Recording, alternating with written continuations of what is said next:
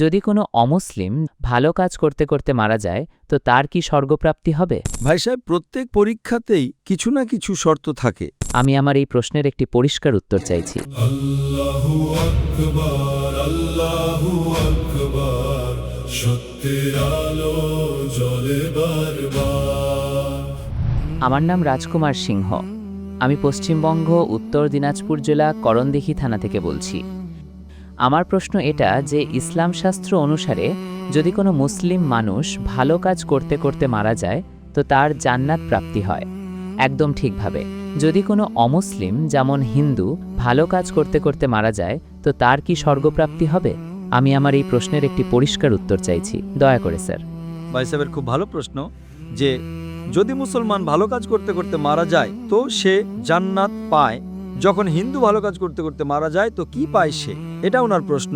ভাই সাহেব, প্রত্যেক পরীক্ষাতেই কিছু না কিছু শর্ত থাকে। উদাহরণস্বরূপ, আমি যখন আইসিএসসিতে 10ম শ্রেণী উত্তীর্ণ হই 1982 সালে, আমার 6টি বিষয় ছিল। আমাকে উত্তীর্ণ হওয়ার জন্য কমপক্ষে 6টি বিষয়, ইংরেজি, ইতিহাস, ভূগোল, গণিত, বিজ্ঞান, হিন্দি, এই 6টি বিষয় ছিল যা বাধ্যতামূলক ছিল। একইভাবে জান্নাতে যাওয়ার জন্য 4টি শর্ত আছে। জান্নাতে যাওয়ার জন্য সূরা আল আসর সূরা নম্বর 103 আয়াত নম্বর 1 থেকে 3 পর্যন্ত লেখা আছে, ওয়াল আসর ইন্নাল ইনসানা লাফি খুসর ইল্লা আল্লাযিনা আমানু ওয়া আমিলু সলিহাতি ওয়া তাওয়াসাউ বিল হাক্কি ওয়া তাওয়াসাউ বিস সবর। আল্লাহ তাআলা কসম খাচ্ছেন যুগের, সময়ের, যে মানুষ ক্ষতির মধ্যে আছে শুধুমাত্র ওই মানুষেরাই মুক্তি পাবে যে মানুষদের কাছে 4টি জিনিস আছে। নাম্বার 1 ঈমান, নাম্বার 2 আমলে সলেহাত, ভালো কাজ করা, নাম্বার 3 ওয়াতাওয়াসাউ বিল হাক্কি, মানুষকে ভালো বিষয়ের দিকে ডাকা, এবং নাম্বার 4 ওয়াতাওয়াসাউ বিস সবর, মানুষকে ধৈর্যের দিকে ডাকা। তো জান্নাতে যাওয়ার জন্য সূরা আল আসর অনুযায়ী 4টি জিনিসের প্রয়োজন আছে। ঈমান, মানা যে খোদা এক, মুহাম্মদ সাল্লাল্লাহু আলাইহি সাল্লাম শেষ নবী, মূর্তি পূজা ভুল। নাম্বার 2 ভালো কাজ, নাম্বার 3 ওয়াতাওয়াসা বিল হাক্কি, দাওয়াত দেওয়া, নাম্বার 4 ওয়াতাওয়াসা বিস সবর। এই 4টে জিনিসের মধ্যে থেকে একটি জিনিসও কম থাকে তো আপনি জান্নাতে যাবেন না।